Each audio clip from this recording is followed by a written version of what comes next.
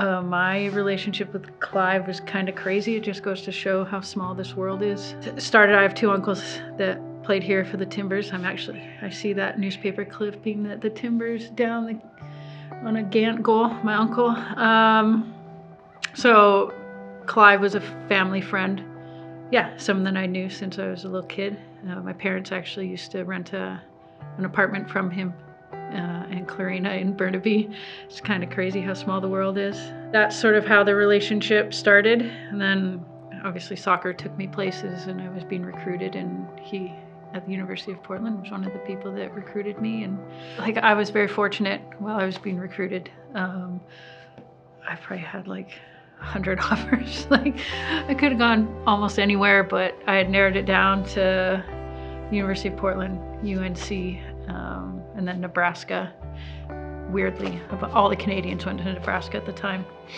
And all the coaches of my final three came up to Vancouver to, meet with me, meet with my family. And I remember with Clive, we ended up at my grandparents' house having a home-cooked meal, and barely talked about university or anything like that. And then I came down and watched a game. It was my first ever game out at Merlot. And the next day, I remember telling my parents, like, I want to go to UP.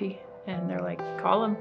And so, I called them on my dorky, like, soccer ball flip phone, and I think I interrupted dinner.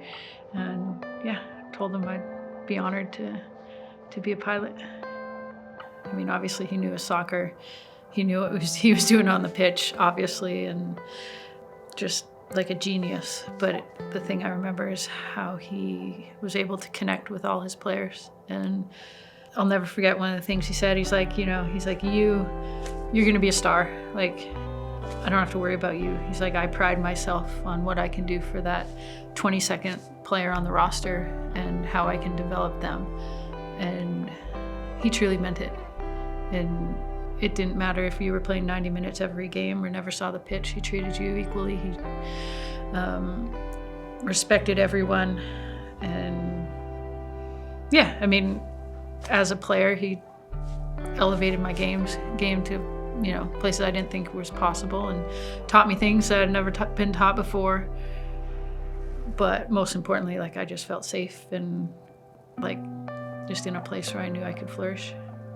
The practice before the championship game, we're getting ready to play Santa Clara, and we show up to this field, and he's just like, all right, take your boots off. We're like, what? He's like, take them off. And we had a competition who could like launch them the furthest. And I don't even think I played the national championship in my boots. But he just had a unique way to like relieve the stress and pressure off his players, and just, let them enjoy the moment and enjoy being around each other. And he knew we were ready, and just, wanted to like let us be kids for a little bit before we got down to work. It was a roller coaster of a year. Obviously, we knew he was sick and like had terminal cancer. So us as players, I remember just the seniors on the team. I was only a sophomore. Like your Lauren Orlando's, your, Aaron Masaki's, they were just like, we're winning this for him. Like, no, there's no way around it. And it was a up and down season, mostly up. But when it came to playoffs, it was for Clive. Everything was for Clive. There was no way we were losing that championship. And got through the semifinals, and the final was just mayhem. Losing our starting goalkeeper early because of an injury, and just like, we had a third string goalkeeper in a redshirt, like freshman. It was like, this can't be how it goes down.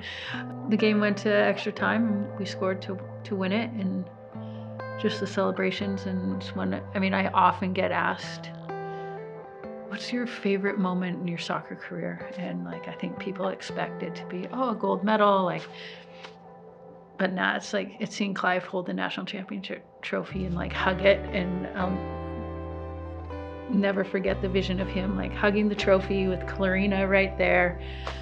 Yeah, he finally got that national championship. I mean, he deserved dozens of them, but he finally got that one.